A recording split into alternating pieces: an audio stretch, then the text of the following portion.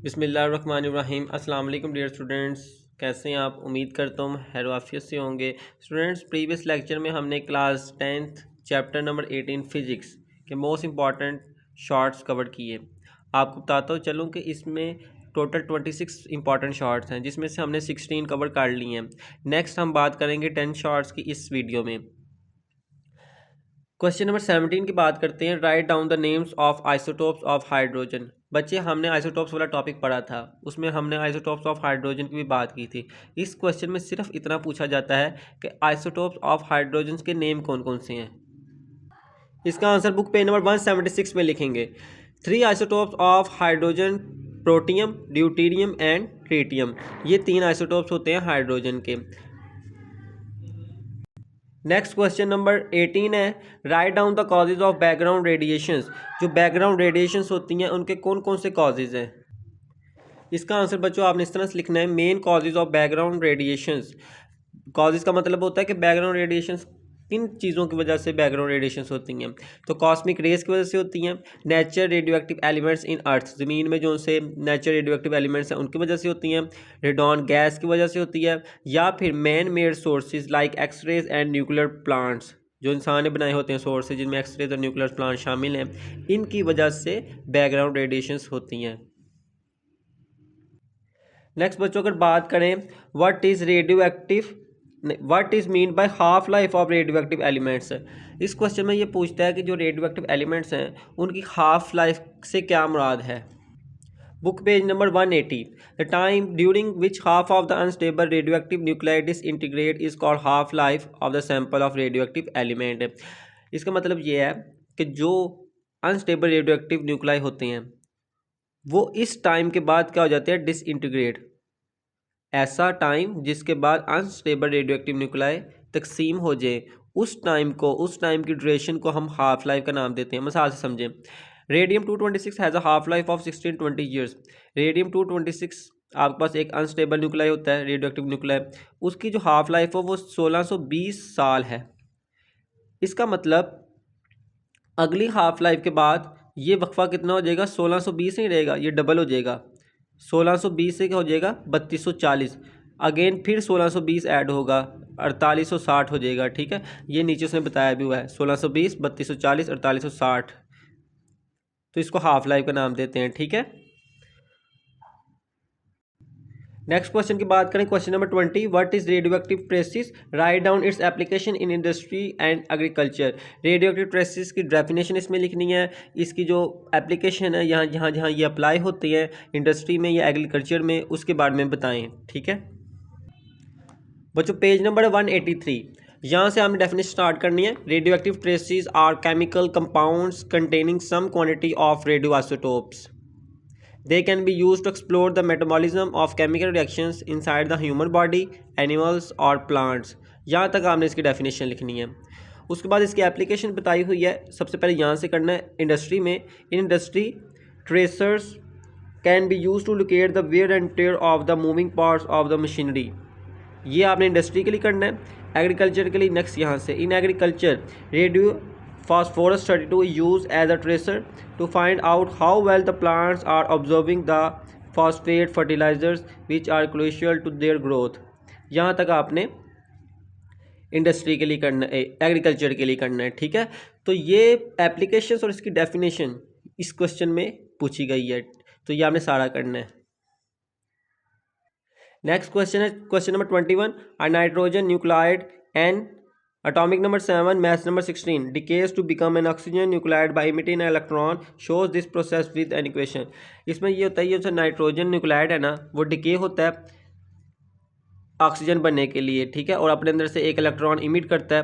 तो आपको ये बस पूछा गया है कि इक्वेशन के जरिए से बताएं।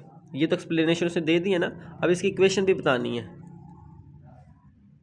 इसकी इक्वेशन हम बच्चे इस तरह से लिखेंगे। ये आपको दिया हुआ था, नाइट्रोजन न्यूक्लाइड ऑक्सीजन में कन्वर्ट करने के लिए कहा था। अब बच्चे ऑक्सीजन में किस तरह से कन्वर्ट होगा। ऑक्सीजन का एटॉमिक नंबर 8 होता है और मास नंबर 16 होता है। मास नंबर तो सेम रहेगा। यहाँ से हमने 7 से 8 पे चलेंगे, मतलब एक एटॉमिक नंबर बढ़ाया।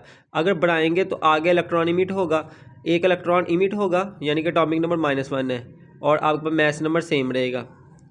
ठीक है, 16 रहेगा, सेम है इसलिए यहाँ पे 0 आया। यहाँ पे 7 एक इंक्रीज़ किया था, जो इंक्रीज़ हुआ ऑक्सीजन में कन्वर्ट हुआ, वो एक इलेक्ट्रॉन इमिट हो गया और कुछ radiation in the form of energy emit हो गई। ठीक है, तो ये आपने इक्वेशन लिखनी है क्वेश्चन नंबर 21 में। नेक्स्ट बच्चों क्वेश्चन नंबर 22 है define carbon dating. Carbon dating की डेफिनेशन इसमें बतानी है।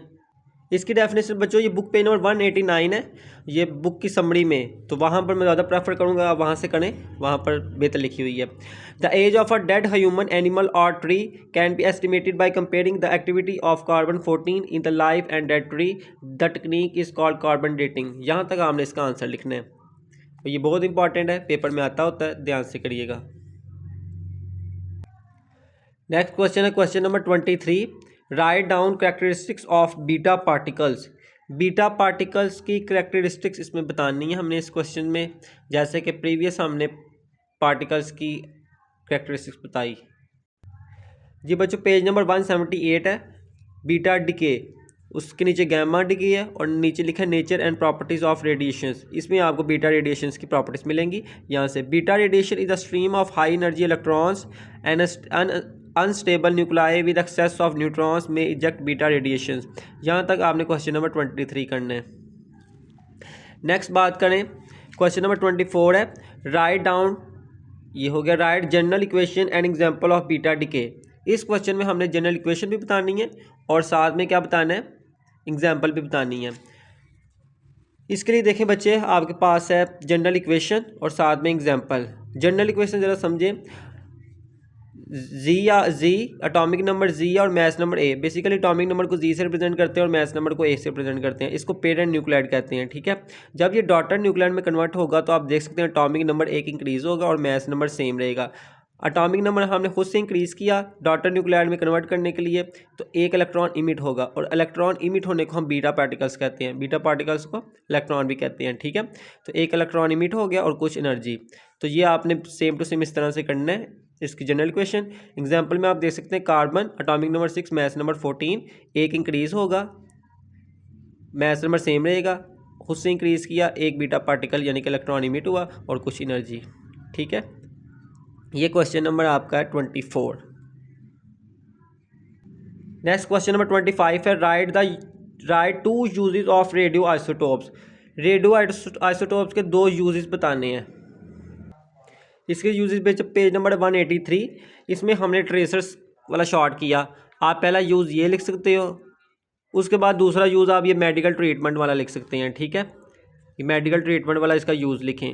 अगर आपने ट्रेसर्स वाला नहीं लिखना तो एक मेडिकल ट्रीटमेंट वाला लिख लें और एक कार्बन डेटिंग की जो डेफिनेशन मैंने बताई थी वो यूज़ में लिखें। तो ये आपका क्वेश्चन नंबर 25 का आंसर है। ठीक है जी, इंपॉर्टेंट शॉर्ट की सीरीज़ में लास्ट शॉर्ट है डिफाइन रेडियो एक्टिव एलिमेंट।